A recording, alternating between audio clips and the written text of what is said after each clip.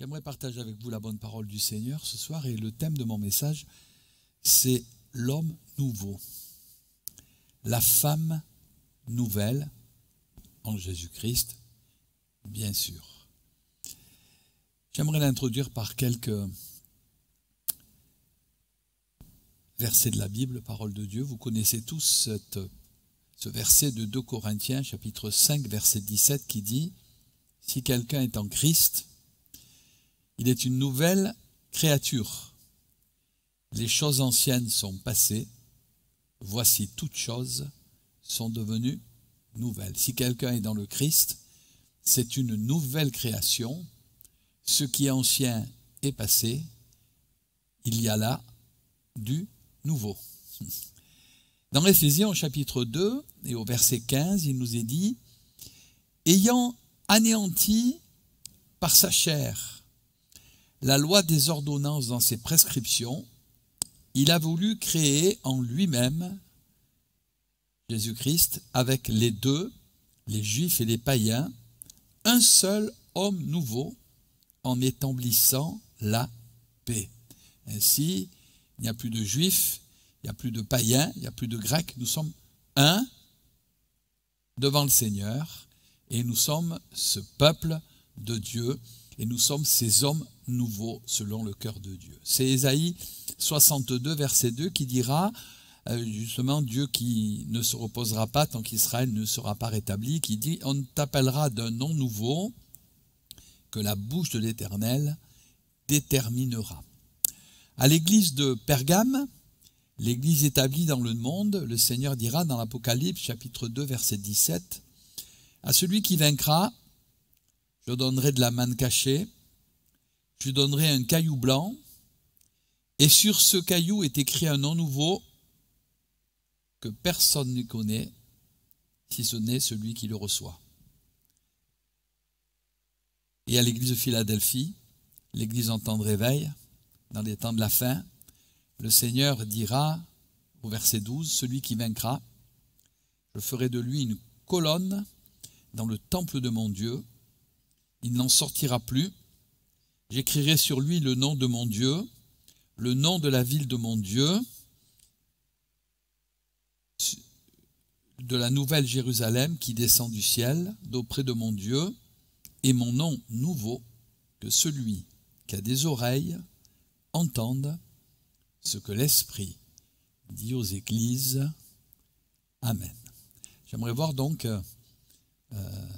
pendant quelques instants, ce qu'est ou ce que doit être l'homme nouveau, la femme nouvelle dont nous parle la parole de Dieu, et que nous devons être si nous confessons Jésus-Christ comme Seigneur et Maître. Nous devons être et demeurer ces hommes nouveaux, ces femmes nouvelles. Il y a ce nom nouveau que le Seigneur a posé sur nos vies et nous avons besoin pour cela de rester dans cette pensée de Dieu afin de pouvoir, le jour où Jésus va revenir, partir avec lui dans le ciel et pour l'éternité. Et je développerai 3 points concernant l'homme nouveau. D'abord, l'essence de l'homme nouveau, comment on devient un homme nouveau, une femme nouvelle, et c'est très important, et comment on y demeure aussi. La création de l'homme nouveau, le développement aussi de l'homme nouveau, et en conclusion, je vous inviterai à entrer dans cette dimension de l'homme nouveau que nous devons être pour avoir ce nom nouveau et un jour entrer, comme je le disais, dans la vie éternelle, dans cette nouvelle Jérusalem qui descend du ciel d'auprès de Dieu et qui seront avec lui pour l'éternité. Alors, l'essence même de l'homme nouveau, de la femme nouvelle, le point de départ, on le sait très bien pour la plupart, je le pense, et si quelqu'un ne le sait pas, ce soir c'est justement peut-être le moyen d'en faire l'expérience. Le point de départ, c'est la croix. On l'a lu, si quelqu'un est en Christ, il est une nouvelle créature. Les choses anciennes sont passées, voici toutes choses sont devenues nouvelles. C'est Jésus qui dira à Nicodème, en vérité, je te le dis, si un homme ne naît de nouveau, il ne peut entrer dans le royaume des cieux. Ne vous étonnez pas que j'ai dit, il faut que vous naissiez de nouveau. La nouvelle naissance, la conversion. Un jour, ça nous est arrivé pour la plupart, eh bien, nous avons eu cette révélation de la croix. On a compris que Christ était mort sur le bois de la croix il y a 2000 ans, eh bien, pour nous sauver, pour nous délivrer, pour nous changer, pour nous transformer, pour prendre notre vieille nature pécheresse, ce vieil homme, cette vieille femme qui se corrompt facilement. Et bien, il a donné sa vie pour nous dégager de tout cela. Et si nous lui demandons pardon, et si nous nous repentons, et si nous tournons vers lui et vers la croix, la Bible dit que le sang de Jésus nous purifie de tout péché. Et puis le Seigneur non seulement nous purifie, mais il nous transforme, il nous change, si bien que, ensuite, c'est le point de départ aussi de l'homme nouveau, on s'engage avec lui, on se fait baptiser par immersion. Lorsque les gens ont compris, hommes et femmes se firent baptiser et on devient un homme nouveau. Et avec le Seigneur, ce qui est formidable, c'est que le passé, c'est oublié. La Bible dit qu'il jette nos péchés au fond de la mer, il ne s'en souvient plus. Et le vieil homme, pour le Seigneur, c'est terminé. Ce qui est important maintenant, pour le Seigneur, et ce qui doit être important pour nous, c'est l'homme nouveau qui est en nous. Vous vous rappelez le jour où vous êtes converti à Jésus-Christ ? Moi je me rappelle, je le disais hier, je me rappelle, ça fait bien longtemps, presque 50 ans. Je me rappelle, j'étais allé, je m'étais dit je vais aller au culte une dernière fois, parce qu'après j'avais des choses, j'habitais la Côte d'Azur, j'habitais Nice, et je devais m'engager dans d'autres choses le lendemain, et puis le Seigneur m'a parlé d'une manière très personnelle, par un don spirituel, qui disait demain, si tu vas à ce rendez-vous, ce que tu veux faire, tu vas le faire. C'est toi qui vas être pris, mais tu vas passer à côté du plan de Dieu que j'ai pour ta vie. Moi, j'ai un autre plan. Déjà, je veux te sauver.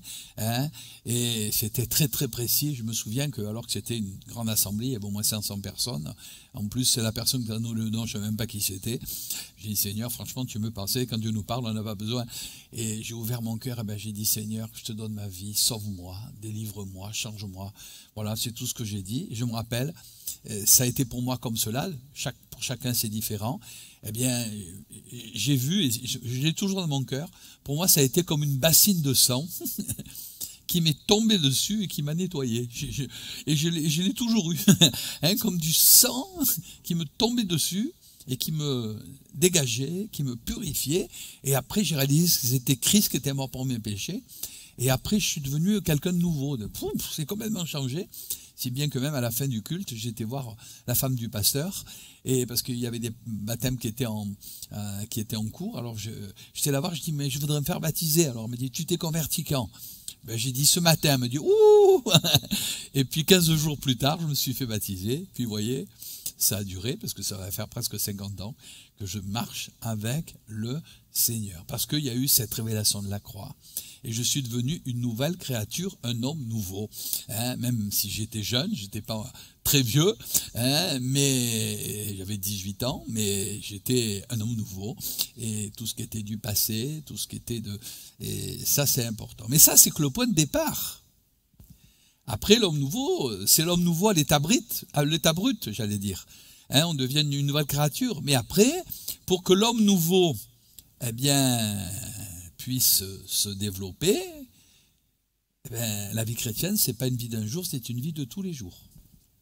Et j'ai besoin pour cela, de demeurer en Christ, de demeurer en sa parole, de laisser le Christ vraiment faire son œuvre dans ma vie.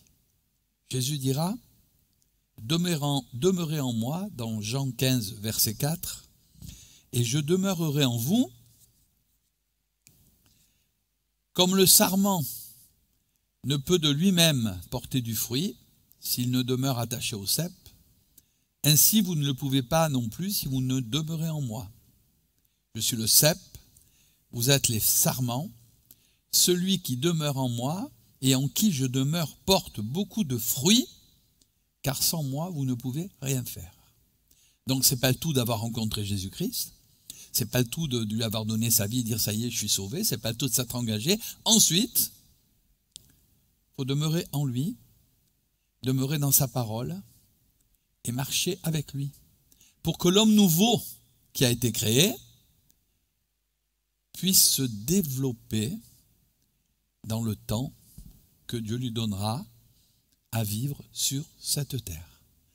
Comme quoi, c'est une marche de tous les jours. Et la primauté sur nos vies, c'est pas ce que nous pensons, c'est pas ce que nous avons envie, mais c'est Jésus.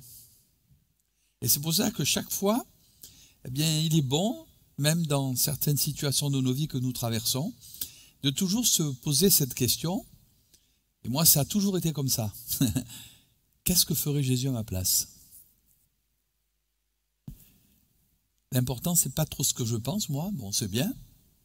Mais au-delà de ce que je pense, moi qui suis un homme nouveau, moi qui suis en Christ, qu'est-ce que le Christ, qu'est-ce que la parole de Dieu m'enseigne dans cette situation? Et si j'agis ainsi, ben ainsi, le Seigneur va pouvoir m'ouvrir le chemin, me montrer ce qui est bien, ce qui est mal, et je vais voir la gloire de Dieu. Je l'ai vu dans mon ministère, même des fois dans les changements pastoraux. Des fois, je dis, Seigneur, est-ce que tu veux que j'aille là? Je ne savais pas trop. Et puis, je me rappelle un jour, ça s'est fermé. Ben, alléluia. J'ai dit, Seigneur, c'est que tu ne veux pas. Et puis, gloire à Dieu, parce que quelques temps plus tard, ben, je suis venu à Marseille. Merci Seigneur. C'était Paris, ça a été Marseille. Je préfère Marseille parce que je suis méditerranéen. J'ai dit, alléluia, il y a le soleil. Mais il faut savoir écouter le Seigneur. Et des fois, Dieu ouvre les portes, mais des fois, il les ferme. Et s'il les ferme, c'est jamais pour notre mal. C'est toujours pour notre bien, et c'est pour encore quelque chose de meilleur. Pour nous, pour nos vies, parce que nous sommes ces bien-aimés, et nous sommes cet homme nouveau, cette nouvelle créature. Notre vie spirituelle, eh bien, elle est en Christ, et alors j'ai besoin de développer cela, et j'ai besoin toujours de revenir à la croix et de toujours demeurer en Christ dans sa parole, et chaque fois de ma vie dire, Seigneur Jésus, qu'est-ce que tu veux? Qu'est-ce que dit la Bible aussi, la parole de Dieu? Voilà, parce que il faut toujours être en accord avec la parole. Et je pense que si on est ainsi, eh bien, la grâce de Dieu va se manifester dans nos vies, et nous serons toujours un homme nouveau. On avancera toujours avec la bonne forme pour le Seigneur. Ça, c'est l'essence même, c'est le point de départ. Ensuite, le deuxième point, il y a la création de l'homme nouveau. Parce que je vous dis, quand on se convertit, c'est comme un petit enfant qui naît, il démarre sa vie. Voilà, et puis à petit, il va se former, il va se créer, il va se développer. Ça va devenir d'un petit enfant, il va devenir un jeune ado, puis après un jeune homme, une jeune fille, après un adulte, après il y aura sa vie, puis un vieillard, c'est la roue qui tourne, mais c'est ça, c'est comme ça. Et puis voilà, c'est comme ça. Et puis petit à petit, avec les expériences de la vie, il va se créer. Et il y a cette création de l'homme nouveau. Et cette création de l'homme nouveau, on a besoin de réaliser que si nous sommes un homme nouveau, ça ne veut pas dire qu'on est parfait. Il y a encore cet homme charnel qui demeure des fois en nous. C'est pas vrai? Parce que des fois, encore parce qu'on est chrétien, que ça y est, non, on a un combat spirituel entre la chair et l'esprit. Il y a l'homme nouveau qui est en Jésus-Christ, mais il y a encore ce vieil homme, des fois, qui essaye de revenir à la surface. Et alors, c'est pour cela que pour nous former en homme nouveau, on a besoin de réaliser qu'on est sur le tour du Seigneur. Il est le potier et nous sommes dans l'argile. Et d'ailleurs, Jérémie dira au peuple, dans Jérémie 18:2, « Descends dans la maison du potier. » Puis regarde. Puis un jour, le potier, bien avec l'argile, il n'arrivait pas à faire ce qu'il devait faire. Alors il a tout cassé pour refaire quelque chose de nouveau. D'ailleurs, Romain dira au chapitre 9, verset 21, « Le potier n'est-il pas maître de l'argile » Celui qui est en train de nous façonner, on a besoin de le réaliser. Quand on est un homme nouveau, ensuite, on est sur le tour du Seigneur, c'est Dieu. Et il y a des choses qu'il a besoin de changer en nous. Parce qu'on n'est que des hommes et que des femmes, et on a tous nos travers, on a tous nos défauts. C'est pour ça qu'on est là pour juger personne. Mais il y a ce vieil homme-là qui a du mal à mourir et qui des fois revient à la surface, ces choses qu'on a appris dans le passé.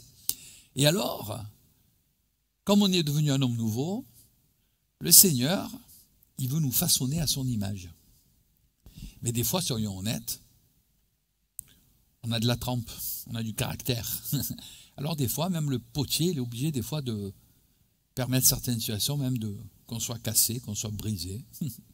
Non pas pour le mal, mais pour qu'en vrai on comprenne et qu'on se laisse faire, afin qu'il puisse travailler nos cœurs, eh bien, pour faire avec nous un vase d'honneur, propre et utile à toute bonne œuvre. Et ça, c'est pas facile. Mais ça, c'est la création de l'homme nouveau. C'est pour ça que si vous vivez peut-être des fois des temps difficiles, ben, c'est permis par Dieu, parce que à travers ces moments, on dit, mais je ne comprends pas, parce que le Seigneur, il veut que ça change. Il veut qu'on change dans certains domaines. Puis soyons honnêtes, des fois, on n'a pas envie de changer. Hein, on se plaît dans certains travers humains, charnels. Puis derrière, le diable, il en profite, mais non, on continue, c'est bien, tu vois pas, alors qu'on est en train de se planter. Alors le Seigneur, des fois, il est obligé de prendre ce que nous sommes et des fois de nous secouer pour dire maintenant tu arrêtes, je veux que tu changes et que tu deviennes un vase d'honneur. Hein, parce que je veux te former à mon image. Je suis le créateur, toi tu es le potier, Seigneur, mais moi je ne suis que l'argile. Et j'ai besoin de te laisser, toi le divin potier, faire ton œuvre dans mon cœur et dans mon vie. Et ce divin potier, Dieu même, il crée en nous le vouloir et le faire. Cela nous montre aussi qu'il y a des choses que Dieu fait en nous, même à notre insu, parce qu'il est le potier, nous sommes l'argile, mais il y a des choses que Dieu nous demande de faire. Au 1 Corinthiens, chapitre 5, verset 7, c'est l'apôtre Paul qui dira « Faites disparaître le vieux levain, afin que vous soyez une pâte nouvelle, puisque vous êtes sans levain, car Christ, notre Pâque, a été immolé.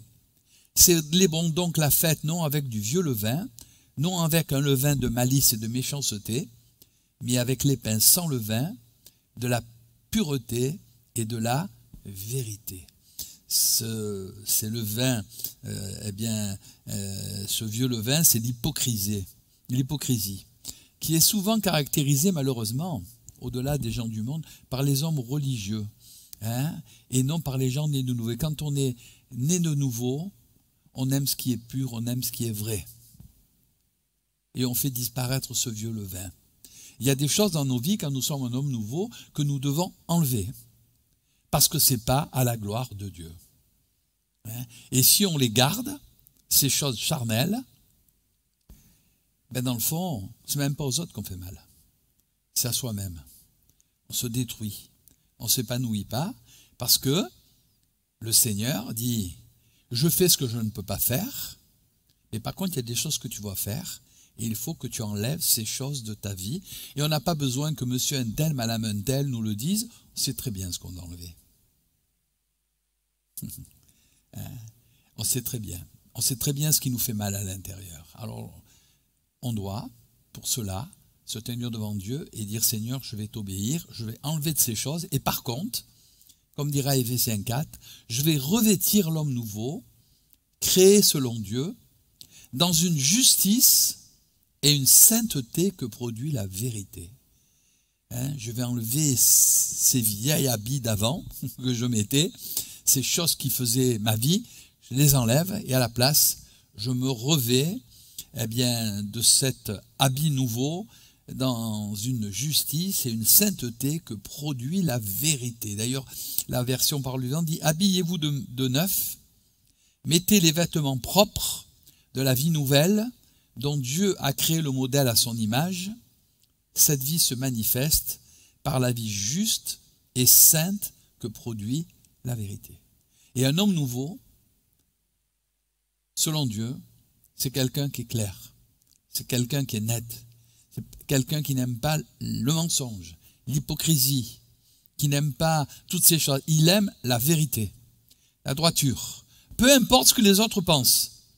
Moi, je suis un homme nouveau, je suis chrétien, et ça, je n'accepte pas, que ça vous plaise ou non, parce que ces choses-là, déjà, elles me détruisent, Et si je cautionne, elles vont vous détruire encore plus et je ne serai pas à la gloire de Dieu. Et c'est ce que nous dit la parole de Dieu. Il y a des choses, on devient un homme nouveau quand on fait mourir et qu'on se revêt, eh bien, vraiment de ce que le Seigneur veut. D'ailleurs, il nous dit, revêtez l'homme nouveau créé selon Dieu, et notamment, qu'est-ce qu'on doit renoncer? Vous lirez dans Éphésiens chapitre 4, du verset 24 jusqu'à 5,15, ça serait trop long pour le dire, mais par exemple, il nous est dit que chacun parle selon la vérité à son prochain. Ça, c'est être un homme nouveau. Car nous sommes membres les uns les autres. Si vous vous mettez en colère, vous avez vu, ça peut arriver. On est de chair. Ben ne péchez point. Calme-toi. Que le soleil ne se couche pas sur ta colère et ne donne pas accès au diable. Parce que la colère, c'est charnel, c'est humain, comme je dis. Et si on ne fait pas attention, on risque de tout casser. Et ça risque de mal finir.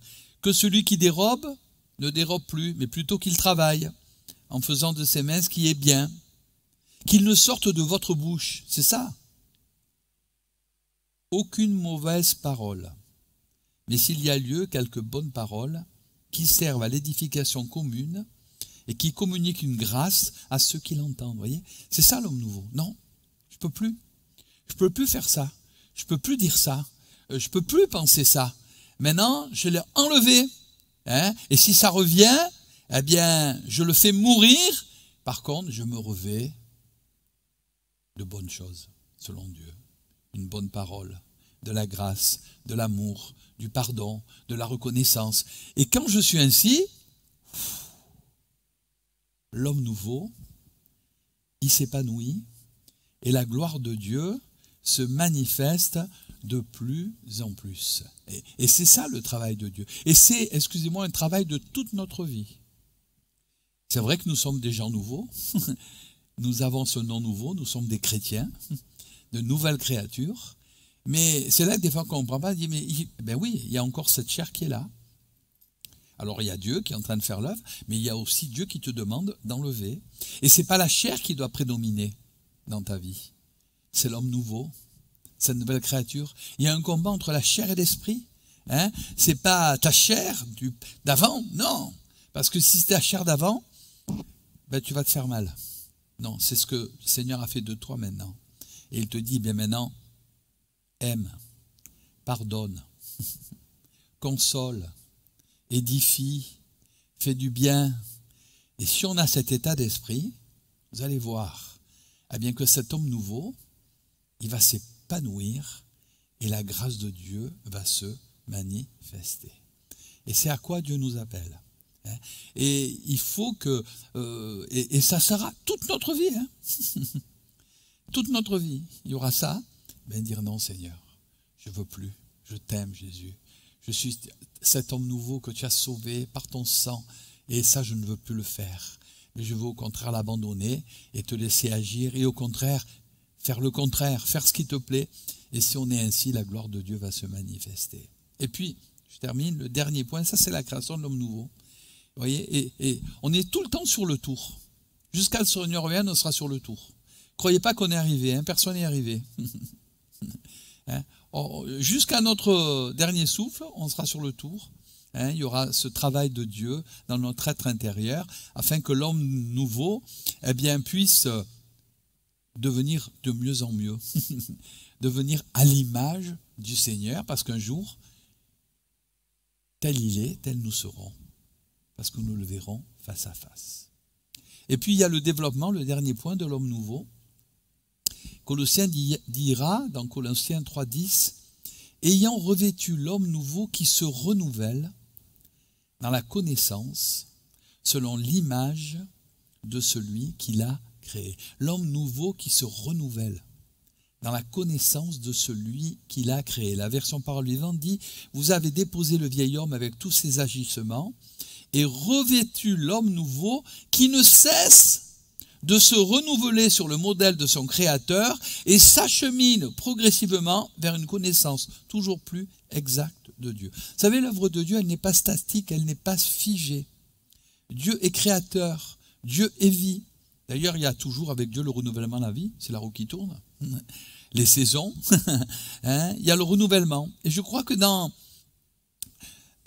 pour l'homme nouveau, il faut aussi se dégager de choses mauvaises, charnelles, revêtir ce que Dieu veut, mais aussi, il faut apprendre à se renouveler.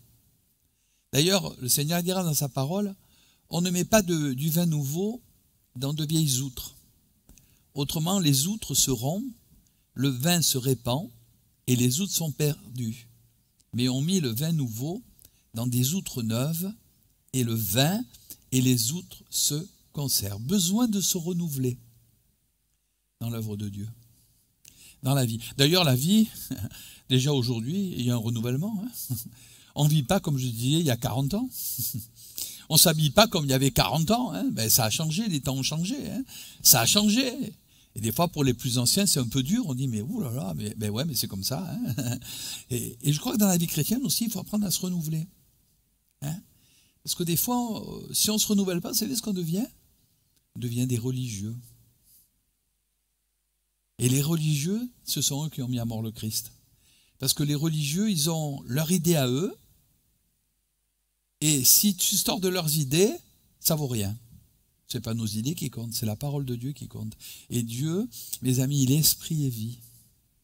Et on a besoin de le laisser agir comme il veut agir. D'abord, la Bible dit, Dieu parle tantôt d'une manière, tantôt d'une autre, et l'on n'y prend point garde. Seigneur, après tout, fais comme tu veux. L'important, eh bien, c'est que je puisse me renouveler. D'ailleurs, l'apôtre dira, c'est pourquoi nous ne perdons pas courage, dans 2 Corinthiens 4,16, et même si notre être extérieur se détruit, notre être intérieur se renouvelle de jour en jour. Notre être extérieur, c'est ce qui est la chair. Notre homme charnel, bien sûr, il se détruit. J'ai été jeune et j'ai vieilli, dira. Par contre, ce que dira le psalmiste, je n'ai jamais vu le juste abandonné, ni sa postérité mendiant son pain. Mais j'ai été jeune et j'ai vieilli. Et puis, quand on a 70 ans, 80 ans, on ne fait pas ce qu'on faisait quand il y avait 15 ans ou 20 ans. On ne peut plus. On n'a plus les forces. C'est notre être extérieur qui se détruit. Oui, l'homme charnel, la vie, un jour. Mais l'homme spirituel, l'homme nouveau qui est en nous, lui ne se détruit pas. Au contraire, il doit se renouveler. C'est pour ça que un authentique chrétien, il est toujours jeune aux yeux de Dieu. D'abord, qu'est-ce que c'est les quelques années sur la terre face à l'éternité? Et pour cela, rester jeune, il faut se renouveler. Si on ne se renouvelle pas, d'ailleurs, on voit, il y a des jeunes qui sont vieux, il y a des vieux qui sont jeunes. Les jeunes qui ne se renouvellent pas, ils sont vieux. Et les vieux, par contre, qui se renouvellent, ils sont jeunes. Et il faut se renouveler. Renouveler notre intelligence. Être renouvelé dans l'esprit de notre intelligence. Seigneur, que je ne me bloque pas dans ton œuvre. Vous savez, des fois, on croit que on met Dieu des fois en boîte presque, j'allais dire, dans nos idées. On met Dieu mais Dieu, il fait ce qu'il veut, comme il veut, quand il veut. Et j'ai besoin d'être intelligent et de savoir dire, Seigneur, c'est ton œuvre.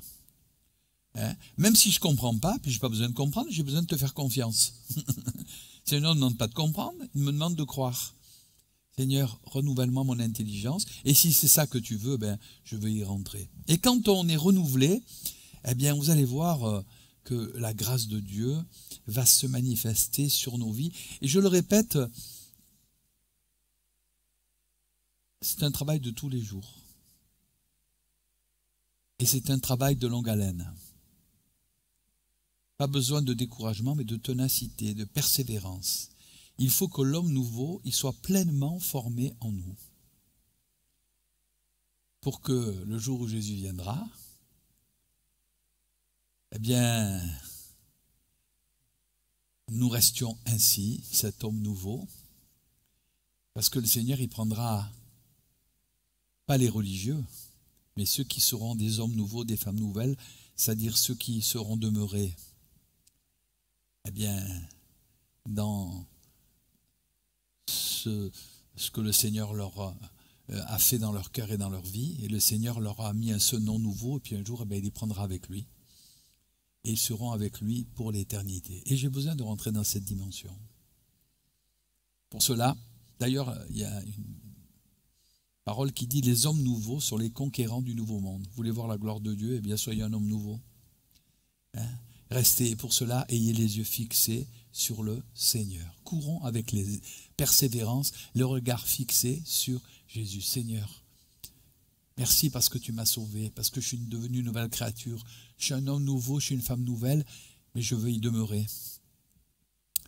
Je ne veux pas tomber dans la religiosité. Je ne veux pas tomber dans la tradition. Je ne veux pas tomber dans tout ce qui est du légalisme. Mais je veux vraiment, Seigneur, que tu parles à mon cœur.